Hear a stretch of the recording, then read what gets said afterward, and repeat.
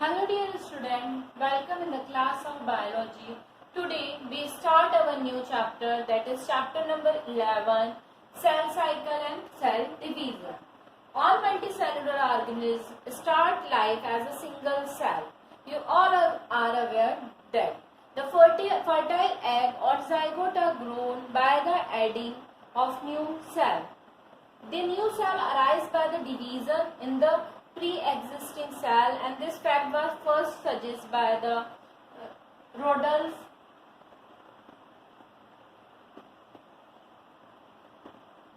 Virchow. Okay, that means he was the first scientist who said that cell can be divided in the pre-existing cell.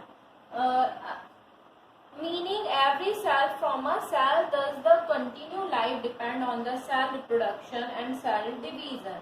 Strasberg in 1873 suggests that nucleus is also formed by the pre-existing nucleus. Okay, that means क्या cell division और cell cycle के बारे में ये बोला गया था. इसके बारे में सबसे पहले रोडाल्फ वर्चो नाम के साइंटिस्ट थे, उन्होंने बताया था. उन्होंने बोला था कि जो प्री एग्जिस्टिंग सेल बनता है ना, मतलब जाइगोट जो बनता है उससे ही धीरे धीरे क्या होता है, न्यू सेल का डेवलपमेंट देखने को मिलता है. इसी के ऊपर स्ट्रेसबर्ग ने ये बोला था कि इसी तरीके से जैसे न्यू सेल से न्यू सेल बनता है, उसी तरीके से पुराने सेल से प्री एग्जिस्टिंग सेल से जैसे न्यू सेल्स का सेल डिवीजन के थ्रू फॉर्मेशन होता है, ऐसे ही प्री एग्जिस्टिंग न्यूक्लियाई से न्यू न्यूक्लियाई का फॉर्मेशन देखने को मिलता है.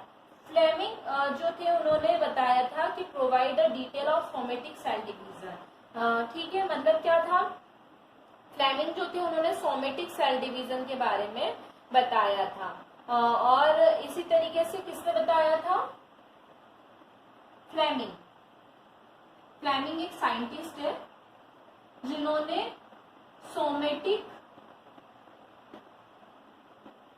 सेल डिवीजन के बारे में बताया था. Somatic cell division that is called mitosis cell division. Right,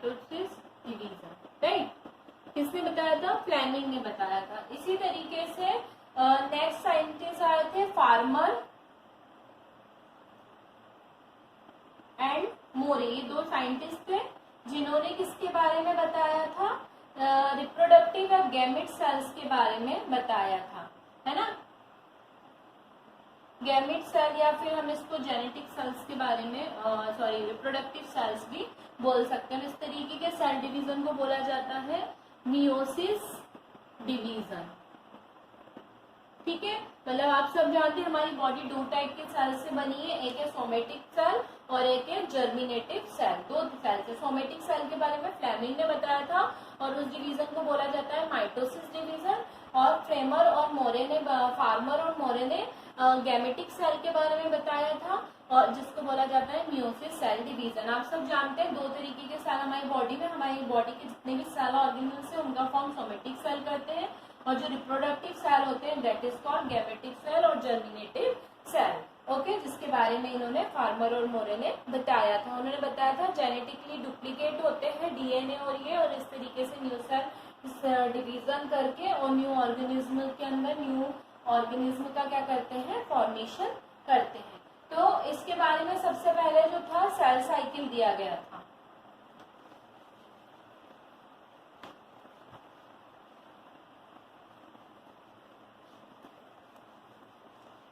okay, सबसे पहले सेल साइकिल बताया गया था. सेल साइकिल के बारे में सबसे पहले जो थे एक तो होवार्ड और एंड पेल नाम के साइंटिस्ट थे जिन्होंने 1953 में बताया था सेल साइकिल के बारे में. क्या बताया था इन्होंने सेल साइकिल के बारे में, the sequence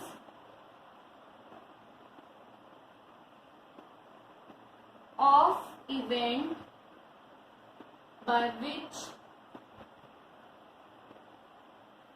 which a cell duplicate duplicate its genome and synthesize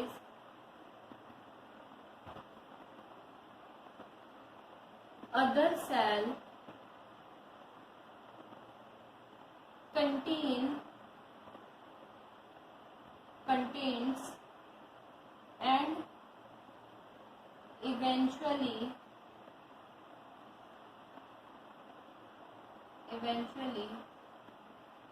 divides into two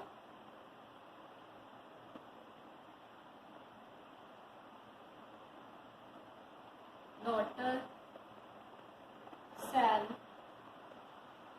is termed as cell cycle.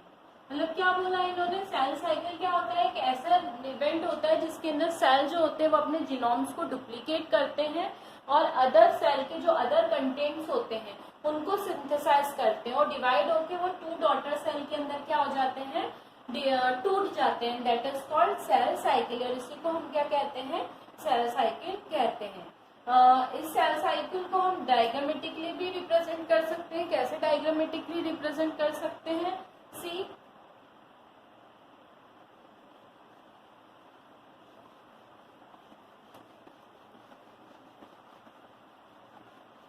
Diagrammatically बात करें तो सेल साइकिल जो है कुछ इस तरीके से चलती है।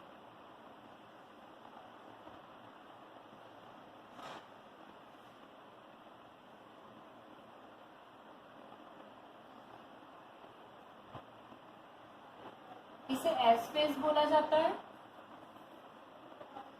इसे G1 फेज बोला जाता है, इसे G0 फेज बोला जाता है। फिर इसके बाद जो होता है ये पूरा, इसे M फेज बोला जाता है और इसको G2 फेज बोला जाता है। M फेज जो होता है वो कुछ उसके अंदर कुछ सब पार्ट्स के अंदर डिवाइड होता है। जैसे एक होता है साइटोकाइनेसिस, दैट मीन्स साइटोप्लाज्म का डिवीजन। इसके अंदर और कुछ फेज होते हैं, एनाफेज, टीलोफेज,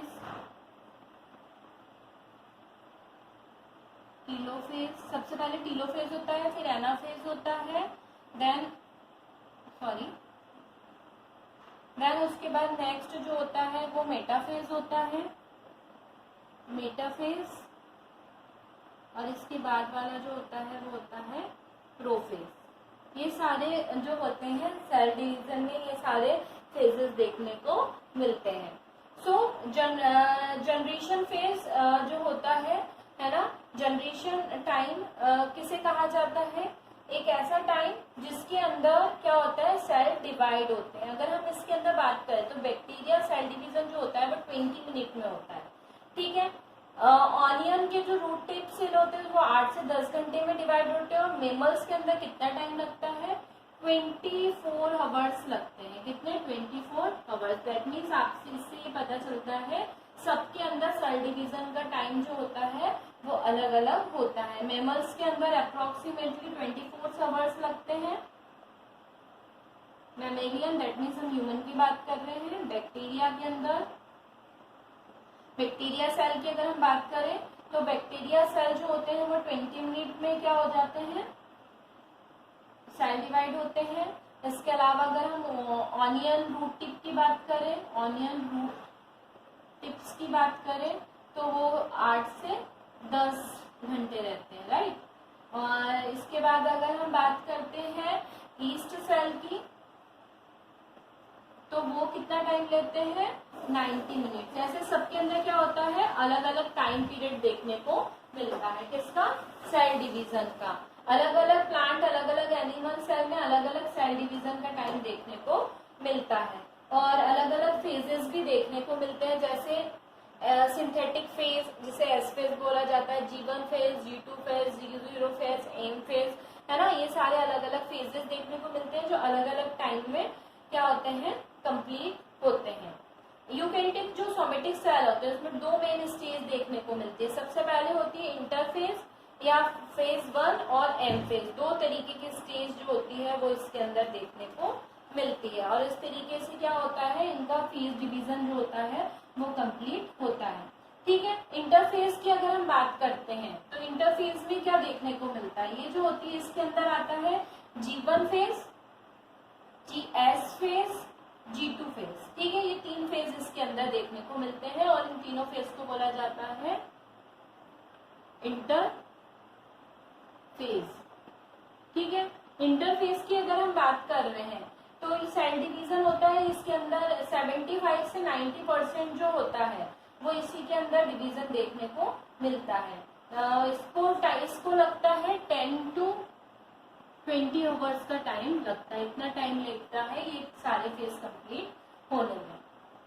G1 फेज की अगर हम बात करते हैं तो इसको गेव फर्स्ट फेज बोला जाता है, जिसके अंदर एक्टिवली मेटाबॉलिक एक्टिविटीज होती है, जिसके थ्रू डीएनए रेप्लिकेशन होता है, एटीपी अमीनो एसिड्स का फॉर्मेशन होता है, माइटोकॉन्ड्रिया, क्लोरोप्लास्ट ये मल्टीप्लाई होते हैं, जितने भी सेल ऑर्गेनेल्स होते हैं वो सब प्रोड्यूस होते हैं, राइबोसोम का सिंथेसिस होता है, कार्बोहाइड्रेट, लिपिड, प्रोटीन ये सब जो होते हैं इनका भी सिंथेसिस इसी फेज के अंदर देखने को मिलता है।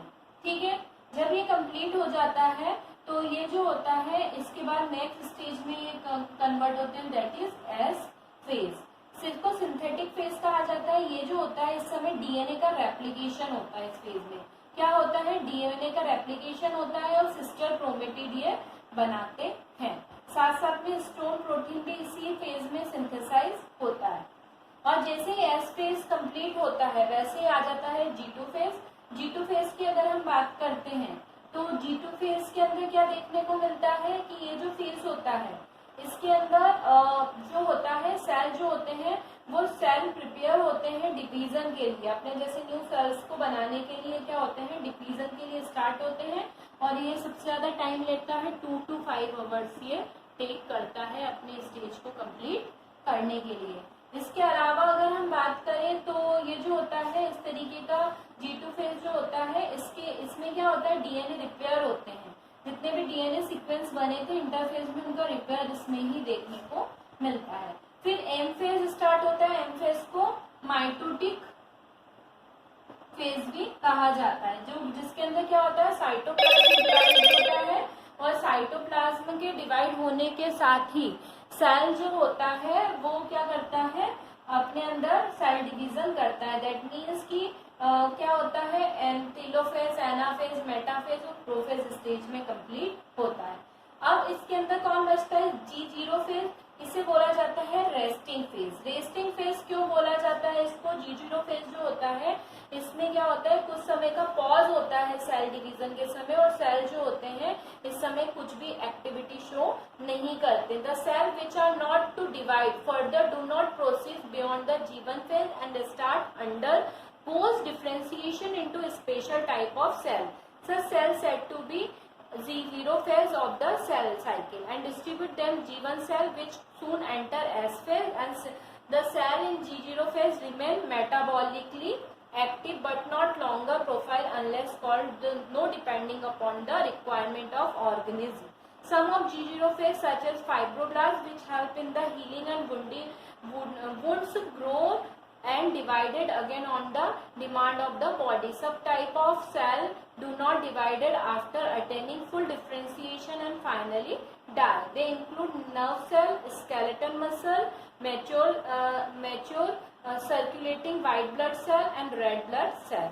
ठीक है, G0 फेज जो होता है ये एक ऐसा फेज होता है जिसके अंदर क्या होता है G1 फेज और S फेज के बीच में ये आता है, कुछ समय के लिए पॉज होता है जिसके अंदर सिर्फ मेटाबॉलिक एक्टिविटीज चलती हैं पर सेल डिवीजन देखने को नहीं मिलता है। और इसके अंदर क्या होता है इसके बाद सेल जो होता है कंप्लीटली G0 फेज के बाद कंप्लीटली डेवलप्ड होके और सेल का क्या हो जाता है डेथ हो जाती है। इसके अंदर क्या होता है ये जो होते हैं इसके अंदर नर्व सेल आते हैं, स्केलेटल मसल, इन सब के अंदर white blood cell, red blood cell, इन सब के अंदर G0 फेज जो होता है वो देखने को मिलता है। ठीक है, इस तरीके से क्या होता है पूरा जो सेल साइकिल है वो कंप्लीट होती है। और today's topic cell cycle has been completed. Now we will discuss the next topic that is cell division cell division in next class. I hope so you are all aware about, or you all have all doubts clear about cell cycles. So next class we will discuss about cell division. Till then student, have a nice day. Goodbye.